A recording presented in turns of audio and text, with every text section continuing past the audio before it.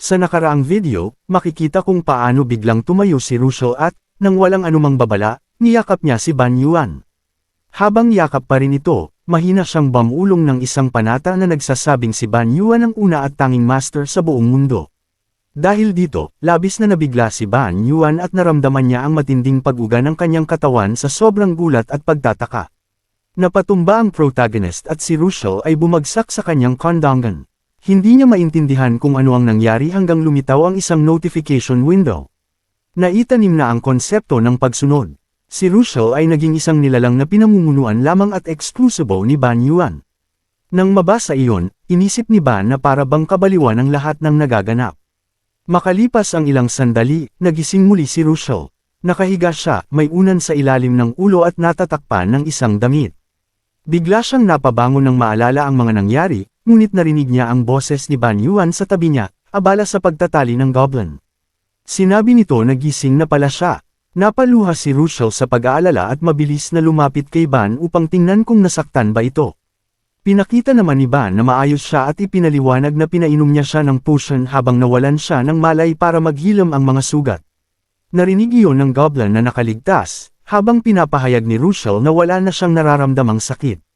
Kung gusto mong patuloy na masundan ang nakakakilig pero misteryosong relasyon ni Ban at Russell, huwag kalimutang mag-like at mag-subscribe para hindi mo mamiss ang susunod na mga kaganapan. Balik sa kwento, sa kabila ng lahat, nakaramdam siya ng bigat sa dibdib. Inamin ni Russell na muli siyang naging pabigat kay Ban Yuan. Hinaplos ni Ban ang ulo niya at sinabing huwag siyang mag-alala.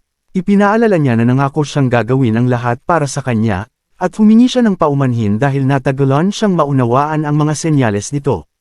Kung mas maaga raw niya napansin, mas mabilis nilang naresolba ang problema. Hinawakan ni Russell ang kamay ni Ban at dinala ito sa kanyang pisngi. Ngumiti siya ng matamis at bamulong na nagpapasalamat siya na tinupad pa rin ito ang pangako. Tinawag pa rin niya itong Master, dahilan para mamula si Ban Yuan sa hiya at subukang itama siya.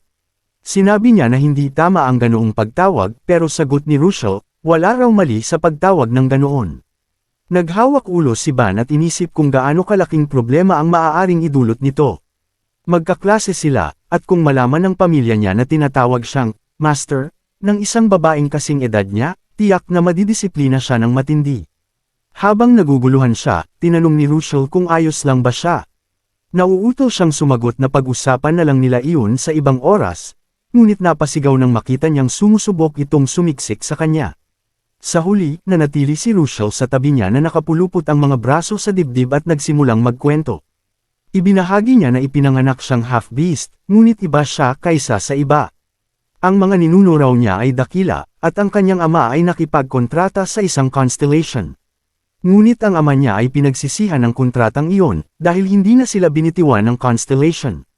Sa halip, ipinasa nito ang isang uri ng sumpa sa kanilang dugo. Ipinaliwanag ni Russell na ang sumpang iyon ay ginagawang gatong ang kanyang mga emosyon kapalit ng kapangyarihan.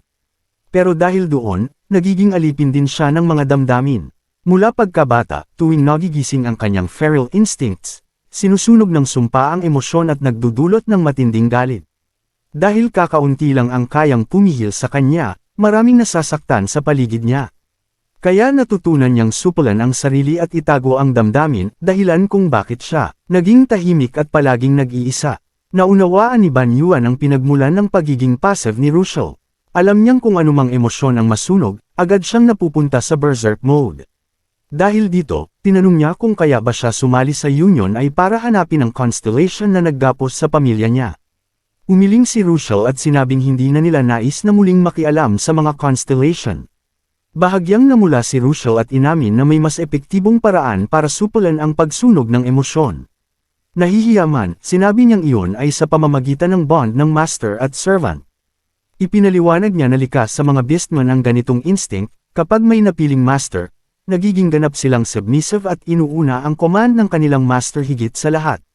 Sa paliwanag na iyon, ibinunyag niya ang dahilan kung bakit nagawa ni Ban Yuan na kontrolin ang berserk state niya. Sinabi rin niyang basta't nais ni Ban na hindi siya mawalan ng kontrol, hindi muling sisindihan ng Simro Furnace ang kanyang emosyon. Nang tanungin naman siya kung bakit si Ban Yuan ang pinili niya bilang master, malinaw ang sagot ng dalaga. Kinakailangan daw na ang soul rank ng master ay mas mataas kaysa sa servant. Inamin ni Russell na mataas ang kanyang soul rank dahil sa sumpa ng constellation, at halos imposibleng tanggapin niya ang sinuman maliban kay Ban Yuan bilang kanyang master. Habang nakaupo si Ban Yuan sa tabi ni Russell, narinig niya itong magkwento tungkol sa naging mahirap na simula ng kanyang paglalakbay. Ikinwento ni Russell na kahit may mga estudyanteng galing sa iba't ibang dimensyon, hindi siya nakahanap ng sapat na malakas sa unyon. Naisip ni Ban Yuan na noong una siyang nagising sa kanyang authority, higit 300 points na ang halaga niya. Sa kasalukuyan, umabot na sa 200 points ang soul depth ni Russell, habang siya naman ay nasa 460, eksaktong tugma sa kondisyon ng mga beastmen. Matapos ang sandaling katahimikan, ipinahayag ni Russell na noong una pa lang niyang makita si Ban Yuan, naisip na niyang magsilbi sa kanya bilang master. Simula pa noon ay daladala na niya ang ideyang iyon, bagay na ikinagulat ni Ban Yuan. Nakangiting nahihiya si Russell habang sinasabi ito, at namula ng husto ang kanyang mukha. Nagpasalamat si Ban Yuan, sinabing masaya siya na ginawa ni Russell ang desisyong iyon. Bahagya niyang tinuwanan ang sitwasyon at idinagdag na medyo mabigat ang pasyang iyon, ngunit hindi siya binitiwan ni Russell. Hinawakan nito ang kanyang braso at ipinaliwanag na matagal na siyang nagpigil, ngunit ngayon ay malaya na siyang ngumiti, umiyak, at maging mas matapang.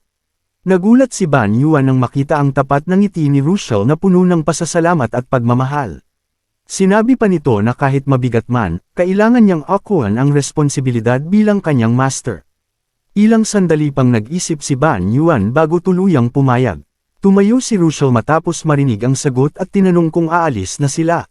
Determinado siyang umakyat ng tore kasama si Ban Yuan dahil nais niyang subukan ang kalayaan sa pagkontrol ng Simro Furnace. Ngunit bago pa man sila magsimula, naisip ni Ban Yuan na may bagay siyang dapat ibigay kay Russell. Inilahad niya ang kanyang kamay at nilikha ang simbolo ng Wild Instinct. Ibinigay niya rito ang lahat ng wild energy na kanyang nakolekta, kabilang na ang mula sa mga orc na natalo nila kamakailan. Bagamat sinabi niyang hindi iyon ganoon karami, nais niyang ipagkaloob ito kay Russell. Namangha si Russell sa liwanag at lakas ng enerhiyang natanggap niya at tinanong kung totoo bang ibinibigay iyon ni Ban Yuan. Ngumiti siya at tumango, saka hinawakan ang kamay nito upang ipasa ang kapangyarihan.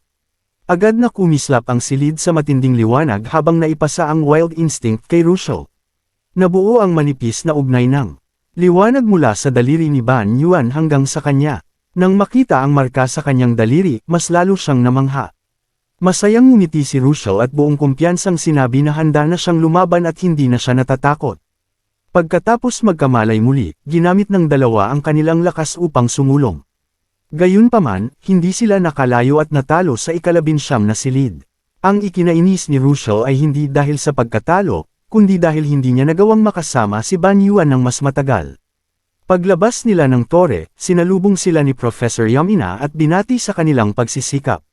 Nabanggit ng propesor na tinangkal niyang kausapin ang dalawang nauna nang lumabas, ngunit agad itong nagtungo sa training room.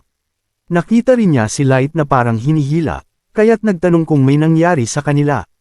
Ipinaliwanag ni Ban Yuan ng paikli na walang problema, at sinubukang tiyakin si Professor Yamina. Sa kalagitnaan ng kanilang usapan habang may tsaa at donuts, ibinahagi ng propesor na nalaman niya ang tungkol sa pagdakip nila sa isang intruder. Nang mapanood niya ang footage, lubos siyang nagulat. Hindi niya inaasahan na tuloy-tuloy ang mga pag-atake linggo-linggo, at malinaw sa kanyang mga mata ang pag-aalala. Paliwanag ni Yamina, ang encounters laban sa intruders ay may mas mataas na posibilidad ng casualties kaysa ibang irregular phenomena. Sa pagkakataong ito, ligtas na nakabalik ang lahat pero posibleng hindi iyon palaging mangyari. Naisip ni Ban Yuan na baka dala lang ng swerte ang kanilang kinalabasan at tinanong si Yamina kung may ideya siya kung bakit sila inaatake. Ipinaliwanag ng propesor na ang intruder ay siguradong hindi kabilang sa akademya, ngunit tila may kwalifikasyon ito bilang climber. Malamang, dahil nakilala na sila bilang promising rookies, kaya gustong alisin sila bago pa lumakas ng husto. Nagulat si Ban Yuan sa paraan ng pagtukoy ni Yamina sa kanila. Dagdag pa ng propesor, ang mga taong konektado sa isang constellation ay natural na umaakit ng atensyon ng iba pang constellation, lalo na sila, dahil kakaiba ang kanilang kaso. Ang pagtanggi sa isang kontrata sa constellation ay patunay ng matatag na kalooban at malaking potensyal. Bilang pagtatapos, sinabi ni Yam Ina na maraming constellation ang nagnanais kay Ban Yuan at sa kanyang grupo, o kahit papaano ay binabantayan silang mabuti. Naalala ni Professor Yam Ina ang recording na ginawa ni Ban Yuan, kaya tinanong niya ito kung ang mga umatake ba sa kanila ay miyembro ng Exodus. Ipinaliwanag niya na ang Exodus ay isang kilalang grupo ng Dimensional Pirates at ang pinakamalaking nakapasok sa tore dahil suportado sila ng mga constellation. Ayon kay Yam Ina, ang mga constellation na nasa likod ng Exodus ay radikal at kilala sa pagiging marahas. Nabigla at nabahala si Ban Yuan sa bagong impormasyong iyon. Binigyang babala siya ni Yam Ina na huwag kailanman makipagkontrata sa Exodus dahil haantong lamang iyon sa landas ng halimaw na potensyal na ipinakita niya. Bahagya siyang nakahinga ng maluwag na nakaligtas sina Ban Yuan at ang iba pa, lalo na't lumampas pa sa sukdulan ng ginawa ng Exodus para alisin sila. Inamin niya na noong una, inakala niyang hindi agad mapapansin ang Class 11 hanggang matapos ang unang semester. Naisip ni Ban Yuan ang mga ginamit na paraan ng mga invader. Bagamat simple lamang ang mga iyon, kung hindi sila nabantayan, tiyak na magiging malaking pinsala ang ay dudulot. Alam niyang nakaligtas lamang sila dahil mataas ang stats ng bawat isa, kung ordinaryong rookies lang sila, malamang na naglaho na sila. Nainas siya sa sitwasyon at madilim na naisip kung ilan na ang nolipol ng Exodus sa parehong paraan, at ang mas masakit, may mga constellation pang sumusuporta rito. Naalala niyang ilang beses na silang ginulo ng mga ito, kabilang ang huling expedition. Ang pagkakasangkot ng mga constellation ang dahilan kung bakit labis na nahirapan si Russell, at ngayon ay muling umaatake. Dahil dito, nagliyab ang galit ni Ban Yuan at nangakong hindi niya patatawarin ang Exodus o ang mga constellation, sisiguraduhin niyang mawawala ang mga ito. Tahimik na pinagmamasdan ni Professor Yam Ina ang kanyang ekspresyon at napansin na nakakatakot iyon. Nang mapagtanto ni Ban Yuan na sobra na ang naging damdamin niya, agad siyang nagsorry. Ngunit aminado rin si Yam Ina na pareho ang nararamdaman niya. Malungkot niyang inamin na bilang supervisor, tungkulin niyang tulungan silang lumakas ng walang interference, ngunit nakakainis dahil kakaunti ang naitulong niya. Pinakalma siya ni Ban Yuan at sinabing walang sinuman ang may kontrol sa nangyayari sa tore. Nang palitan ni Ban Yuan ang usapan, tinanong niya kung ano ang dapat gawin sa tower video na na-edit na. Diretso siyang inutusan ni Yam Ina na i-upload ito online.